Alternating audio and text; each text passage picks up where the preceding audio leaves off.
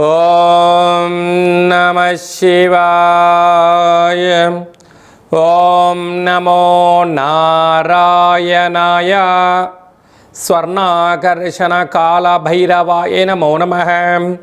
ప్రథమం శైలపుత్రి, ద్వితీయం బ్రహ్మచారిణి, తృతీయం చంద్రఘంటిక, కూష్మాండేతి చతుర్థం, పంచమం స్కంధమాతేషు, షష్ఠమం కాత్యాయని చ, సప్తమం కాళరాత్రి, అష్టమం మహాగౌరీ, నవమం సిద్ధిరాత్రి. శ్రీ రాజరాజేశ్వరీ దేవ్యై నమోస్తుతే. హరి ఓం. మా ఛానల్కి స్వాగతం.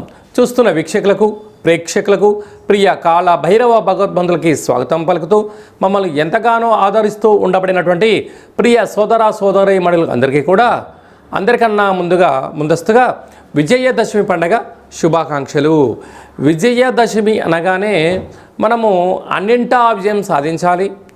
విద్యార్థులు విద్యలో, ఉద్యోగస్తులు ప్రమోషన్లో, వ్యాపారస్తులు ఉన్నత స్థాయికి ఎదగాలని మనమందరూ కూడా అమ్మవారికి ఆ జగన్మాతకు పూజ చేస్తూ ఉంటాం. అలాగా మనమందరము కూడా ఈ విజయదశమికి అందరికీ శుభాన్ని, ఐశ్వర్యాన్ని ప్రసాదించాలని మనం కూడా మనసారా శ్రీ రాజరాజేశ్వరి దేవి అమ్మవారిని కోరుకుందాం. 1-10-2025 నుండి 15-10-2025 వరకు పుట్టినటువంటి వారందరికీ కూడా ముందస్తుగా జన్మదిన శుభాకాంక్షలు. గతంలో వివాహం చేసుకున్న వారికి వివాహ వార్షికోత్సవ శుభాకాంక్షలు. ద్వాదశ రాశుల్లో గ్రహ గమనాలు ఒకసారి వీక్షింపచేద్దాం. మిథున రాశిలో దేవగురు బృహస్పతి సంచార స్థితి, సింహరాశిలో శుక్రుడు మరియు కేతు సంచార స్థితి, కన్యరాశిలో రవి మరియు బుధ సంచార స్థితి, బుధాదిత్య రాజయోగము, తులారాశిలో కుజ సంచార స్థితి, కుంభరాశిలో రాహు సంచార స్థితి, మీనరాశిలో వక్రగమన శని భగవాను సంచార స్థితితో ద్వాదశ రాశుల్లో గ్రహ గమనాలు ఈ విధంగా ఉన్నాయి. కన్యరాశి వారు ఈ విజయదశమి పండుగ సందర్భంగా అమ్మవారిని ఎలాంటి పుష్పాలతో అర్చన చేయాలి, ఎలాంటి రంగు వస్త్రాలతో అలంకరించడం వలన మంచి బుద్ధి, మంచి జ్ఞానము, సత్ప్రవర్తన కలుగుతుందో ఈ వీడియోలో సవివరంగా సంపూర్ణంగా తెలుసుకుందాం. కన్యరాశిలో ఏ నక్షత్రాలు వస్తాయనగా ఉత్తరా నక్షత్రంలోని 2, 3, 4 పాదాలు, హస్తా నక్షత్రంలో 4 పాదాలు, చిత్తా నక్షత్రంలోని 1, 2 పాదములు కలిపితే కన్యరాశి అవుతుంది. రాశాధిపతి బుధ భగవానుడు. కన్యరాశిలోనే సంచారం చేయడం వీరికి మహా అదృష్ట యోగం అని చెప్పి గమనించాలి. రాశిలోనే ఆత్మకారకుడు, ఆరోగ్యకారకుడు, పితృకారకుడు రవి భగవానుడు ఉండడం, బుద్ధికారకుడితో బుధుడితో కలిసి ఉండడం వల్ల ఉద్యోగ ప్రయత్నం చేసేవారికి చాలా మంచి కాలము. ప్రభుత్వ ఉద్యోగంలో ఉండబడిన వారికి ప్రమోషను. కాకపోతే తొందరపాటు నిర్ణయాలకు ఇది సరైన సమయం కాదు అని చెప్పి గమనించాలి. అలాగే 2వ స్థానంలో కుజ భగవానుడు ఉండడం వల్ల, కుజదోష ప్రభావం అధికం కావడం వల్ల దయచేసి అప్పులు ఇవ్వద్దు, అప్పులు తెచ్చుకోవద్దు. స్థిర చరాస్తులను క్రయ విక్రయాలకు దూరంగా ఉండడం చాలా మంచి కాలము అని చెప్పి గమనించగలగాలి. 6వ స్థానంలో రాహు సంచార స్థితి ఉండడం వలన రుణ సమస్య, రోగ సమస్యలు వెంటాడే పరిస్థితి ఉంటుంది. వాహనాల్లో వెళ్ళేవారు ఎన్నో జాగ్రత్తలు అవసరము. అసలే వర్షాకాలం వెళ్ళి చలికాలం రాబోతుంది కనుక సకాలంలో గోరువెచ్చని ఆహారము, సూర్యకిరణాలు పడే ప్రాంతంలో ఉండడము, మౌనంగా ఉండడము, సకాలంలో నిద్ర అవసరం అని చెప్పి బాగా గుర్తుపెట్టుకోగలగాలి.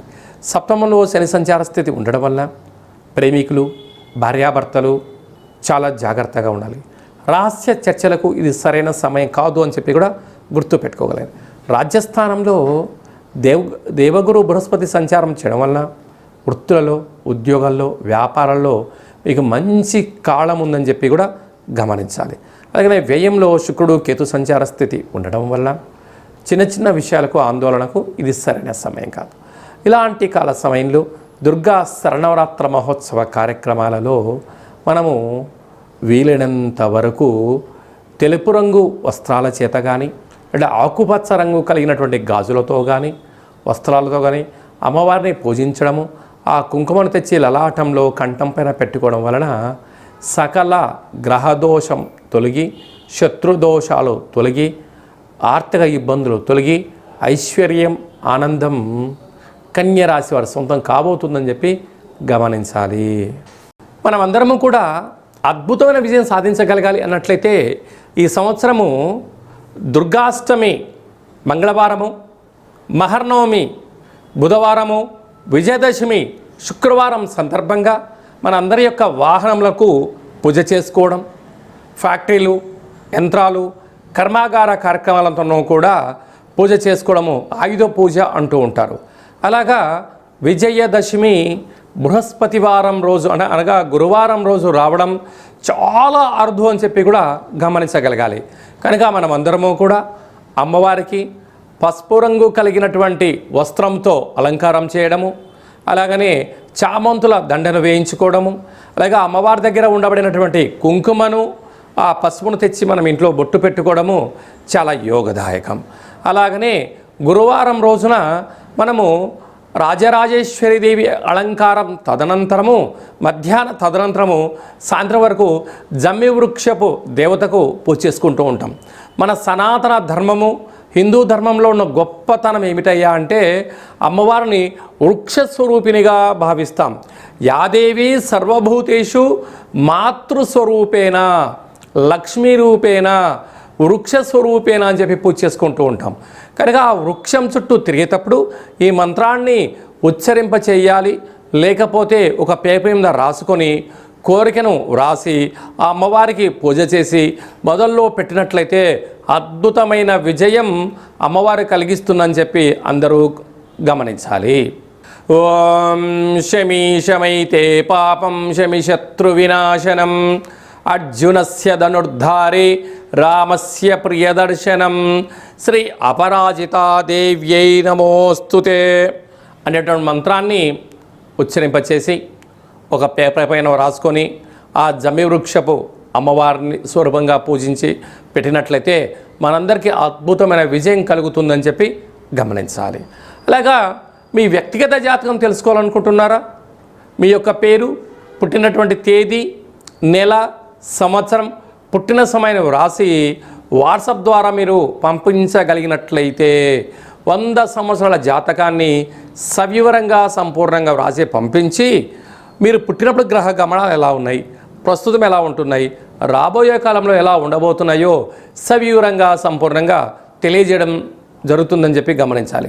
అలాగే చాలామందికి పుట్టినటువంటి కాల సమయంలో డేటా ఆఫ్ బర్త్లు లేనటువంటి వారు మీ యొక్క ఫోటోను, మీ యొక్క పేరును, వయస్సును వాట్సాప్లో పంపించగలిగినట్లయితే రమణ శాస్త్రం ద్వారా అనగా గవళ ద్వారా భూత భవిష్యత్ వర్తమానాన్ని తెలియజేయడం జరుగుతుంది కాళభైరవ ఉపాసన చేత అని చెప్పి గమనించాలి.